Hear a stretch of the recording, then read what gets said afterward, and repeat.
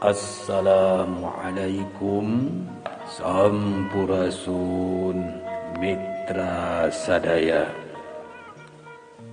Tepang deui sareng channel Kang Ricky Nur Azani oge Kang MH Ubaidillah dina pidangan Carita Nyambung episode kalima dina judul Mangsa Bulan Warna Peteng. Wargi sadaya dina edisi kaopat ngalalakonkeun paninengan tokoh Hadi Permana samangsa ngalantrah kabantaran Walungan Kalebide, Walungan bates kacamatan sarta kumaha jujutan seterusnya. Mangga bae urang sami lanjepan carita nyambung episode kalima, judulna Mangsa Bulan Warna Peteng, yasana MH Ubaidillah. Rek teu kitu kumaha lantaran kangaranan wahangan dataran luhur mibanda ratusan leuwih saban segoganana jeung kudangna batu alam tisa gede cingir tepi ka ukuran duaeun gajah reuneuh nu keur bareuh di hulu tepi ka muhara. Kukituna mun keur dina posisi ngoletrak sok ngebrehkeun pamandangan endah satukangeun carita gigis pika keungeun nyaeta pating koloyongna nyawa korban gulidag caahna. Keur jaman Hadi Bolon katut ka batur sapangulinannana teu kungsi ngaliwatkeun sore luput tina pangulinan.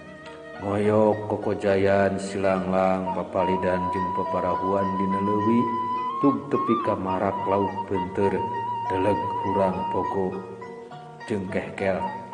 Soko momun peuting atas caah rongkah. Lauk-lauk lirengah haja dikirim ti hulu pating kulupruk dina rungkun cukut beueus atawa nyarusup dina taneuh lempung. Hadi sapara kanca karimulungan saterusna ditiiran digarang dina dudukan tumpukan jarame garing sisi wahangan. Mitra sadaya, harita anu ngaranna runtah jeung sarah can pati loba.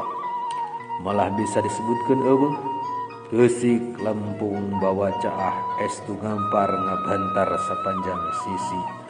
Sok dipake gegelutan atawa latihan koprol nu saterusna mijah di tengah leuwih. Dongeng-dongeng serem jalma dewasa perihal wahangan tapel wates kacamatan teh sama sakali teu mangaruhan karesep barudak geusan ngalayeutanana. Saban sore atawa saban poean pakanci mitos siluman putri jurig lulut samak jurig marakayangan anu cenah arwah korban caah siluman anu purah nyiar wadal cenah sagede gulungan kasur ukur disarikepan upating borohol seuri rangu. Lantaran memang gersangkan percaya kana carita-carita kitu diperlukeun kasayagaan mental sebagai barudak anu biasa 6 bulan dongeng rahul gedebul. Buktina lempeng can kajadian naon-naon. Malahan Hadi sapara kanca kungsi ngalaman kasarean dina selepetan batu salila-lila atawa kungsi kajongjonan teuing ulin tepi ka teu sadar geus sareupna katompernakeun. Teu taya naon-naon. Mana siluman putri teh? Mana siluman pika keungeun teh? Atawa mana jurig lulut samak teh? Jurig-jurig di Hongkong kitu harita barudak cing calakatakna mitra. Hadi Permana ngagilekeun awak bari ngusap beungeut anu juuh ku Ibun Sesa Janari. Setengah jaman lempang sedeng keur meakeun waktu nuju ka wangunan imah dang madang. Sajolna luareun panto tukang juk dipapag sora gorowok. Di mana wae? Ai akang. Mane teu ngajak. Hadi ngarindat kanu boga sora Gus Sabrud adi kelas zaman Madepok Pareto ngejentul di dinya. Nemeng jual kang. Pokna deui basa hadi nalengteng. Gus Sabrud bener-bener geus ngebrehkeun tangtungan ka kiaianana. Buk gimbal nu gondrong wae teh diganti ku Ketuh Haji kewas leuweus ka jeungna. Cenah deui geus teu boga waktu luang. Salilana riweuh nyumponan keperluan jamaahna. Berkah hadi unggut-unggutan reueus. Hadi oge ngaharewos sangkan asup ka jero imah teh misah-misah lawang pantau. Nu gering dang madang, engkah engkeh rek hudang sajolna hadi pairing-iring jeung Gus Sabrud. Entos ngadeng we lah, ulah dipaksakeun hudang. Ceuk hadi limaan geus ngariung di nu gering. Dul Majid salaku supir pribadi dang madang. Dul Jabring alias seniman kobong anu cenah tepikeun ka kiwari can wanoh jeung anu ngaranna sukses berkarya. Ari lain dileler gelar ku para sobatna sebagai Mbah Magelung, Iga Pasiksa, Priyadi nu tabagja, Wadalan Paguron leuwih rukai, husu dina gerendeng Asmaul Husna marengan muihna siki tasbih kauka. Gigireun nana ngajajar aran dekak kalem, luju jeung ngaran mama kalem.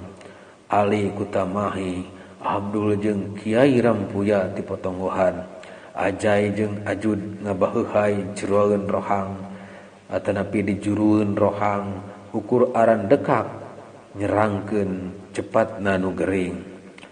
Ratu Imah jelasna pamajikan dang madang anu bisa wae sapuputing leungiteun jatah sare ukur pulang anting kaluar ka jero ka dapur jeung ka patengahan bari kalan-kalan ngeukeub si calu leutik. Hadi sila rekep di antara riungan bari sakapeung rutret kana beungeut jeung awak nu gering. Terus ngareretan adi-adi sapaka strolanana anu rata-rata cepatna teu sangora umur-umurna. Umur mah memang ngarora ngan beungeut deukeut-deukeut kana umur setengah tubuh, katambah deui ngarukut cebok jeung jangot anu balatak teu puguh urus jeung teu puguh rupa. Dul Jabrig contona tibrengna janggot meureun ngepans kana me badot. Kumaha mun akang usul engke peuting sarerea ngendong di dieu, setuju? Tidak. Ceuk nu gering dang madang maksakeun ngomong. Ujug-ujug muka obrolan anu ti tadi can ka buka ku riungan sanajan bari peperenyitan. Kumaha mun akang usul engke peuting sararea ngendong di dieu. Satuju kitu pokna sakali deui.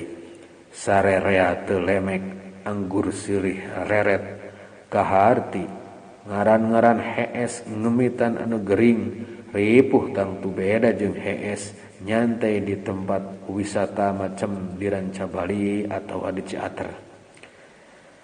Siap kidulur akang deuk ngendong baelah di dieu. Hadi tandes nemalan dang madang maksakeun rek cengkat ngan dihuit. Nu sajana kumaha ceuk dang madang leuleuy angger jarempling nu ngariung telemek komo ali Kutamahi mah kalah nyoo kadona nu pinuh ku bulu-bulu teu matut pelantaran teu pati layeut jeung pangurun kumis. Keun bae akang ngawakilan sararea. Kumaha satuju? Omong hadi rikat nu ngariung ngararenghap copong. Ampura asa teu acana Kang Hadi. akang tos ngarepot kena atuh dang madang melong kana beungeut hadi.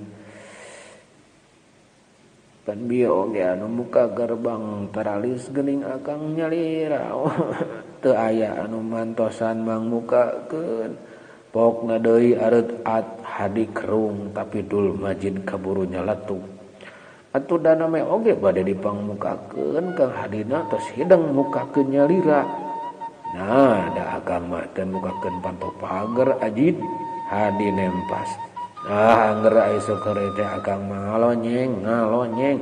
Ieu kunci gembok di abdi keneh Dul Majid nyelengkeung. Kituna bari ngacungkeun runtuyan kunci beungeut hadi nyeak. Be kabaci geuh kaya kumaha aing teh kerendeng hatena ku ciwa oge. Tadi teh aya Ajidnya hadi ngarindat ka Dul Majid. Iya, tapi nya entos we abdi mah teu ka lebet deui panto pager tos geblang. Ngomongna nungtungan ku unggut-unggutan Hadi Malik ngareret kanu ngagoler. Geus deui lah Bapa Madang aya di dieu. Har ari akang. Apa nantos 2 tahun ngantunkeun pun Bapak mah dang madang kerung. Hadi kontan musab beungeut istighfar barengan kerendeng rapalan doa pikiran ngerol ka tukang basa merong sok kolepatan ketangtungan tengah tubuh anu cuh cih mangmukakeun panto pager. Memang raga badag nama cenatna Mbah Musalim Bapa dang madang tetep heulangna ngulincer ka saban juru imah ngandeg dina kusen jandela nobros kapipir tukang poro-poro jerim dalah ka kalangkangna oge geus boa di mana mah. Aya naon Kang? Gus Sabrut nyeletuk nu ditanya ukudu kideung. Teu kudu tarargang lah baraya, pokna heheh kalem. Sakolepat pelongna nojo ka waruga dang madang. Ngimeutan sirkulasi aura sakucur awakna. Tetela numutkeun panitena aura lestreng aya dina posisi cakra mahkota saterusna ngamalir kana bagian handap ngabentuk buleudan gede dina sapasang tuurna. Naon anu pangkarasa nyerina dang Hadi meupeskeun ka simpe dang badang merenyit. Sirah sareng ieu yeuh tuur asa diborogod wae saleuheung upami teu nyeri mah. Itu cek dang madang tangtu bari peperenyitan nu ngariung arungut unggutan teuing naon hartina mah sabebengi sakujur awak abdi asa di jero kulkas tiris pisan. Tirisna teu katulungan Kang. Alhamdulillah ayeuna rada mendingan mung ieu tuur dugi ka dampal sampean karasa keneh sapertos dikekeb dina cai es. Omong dang madang marangan renghap mengina jeung batuk gordoh liket. Hadi unggut-unggutan saterusna ngempol kana siraheun nu gering sedeng anu ngariung ngarisen rada aranggang. Saurang nangtung ngaleos karohang tukang. Sajam leuwih dang madang dirukiah sedang si mama kalem becewek kahareupeun batur sakobongna. Cenah mimiti dang madang katarajang panyakit teh basa mulang tina rutinitas ngirim barang ka kudang grosir di dayeuhan.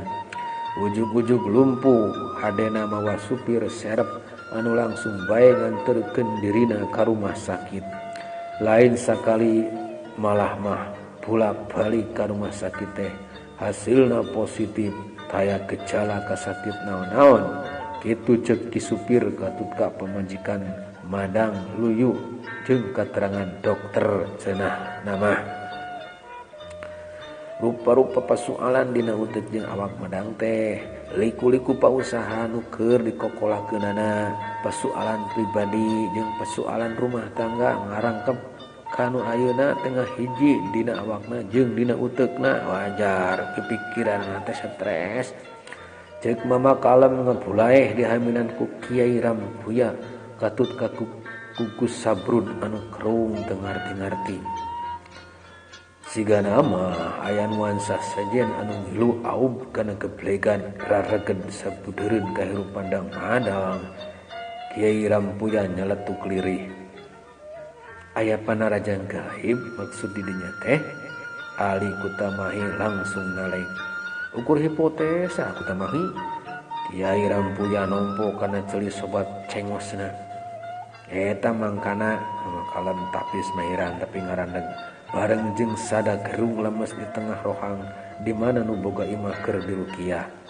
Manehna atawa urang secara teu langsung bakal nempatan posisi wates 3 dimensi mama kalem ngarenghap jero.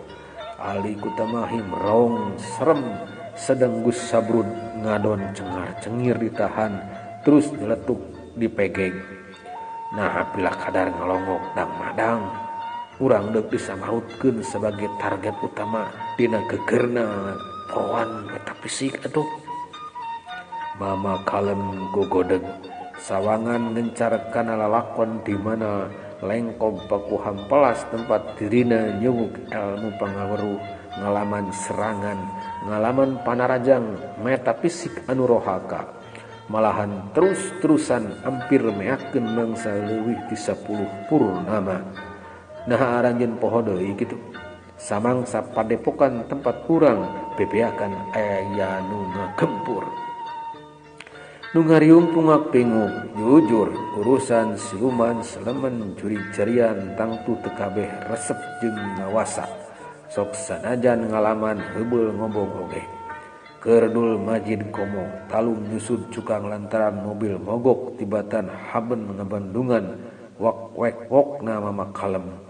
Harita pada akhirnya urang teh ngaguru ka kasepuhan leuwih rukai pan kitu lain sararea oge.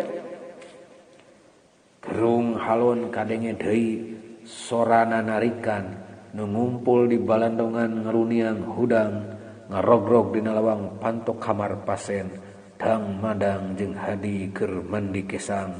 Hadi napalkeun 2 dampal leungeunna dina embun-embunan pasien terus ngaisarah sangkan salah saurang ngelap badan dang madang. Sabar heula engke pas bedug asar kasehatan dang madang baris pulih insyaallah. Ayeuna mah tong loba usik lantaran aliran energi positif kipas sukma baris mulayaban maksimal guna mersihan gerak upas ireng anu nyelegon dina titik-titik cakra 18 cakra positif hampir kabehanana kacangreud. Ku kituna dibutuhkeun kasabaran ku cara ngaminimalisir gerak jasad cek Hadi panjang lebar. 5 menit saterusna pasien geus diruqyah ngagebra ninggalkeun kerek lemesna sararea pindah ka wangunan saung awi tukangan balandongan.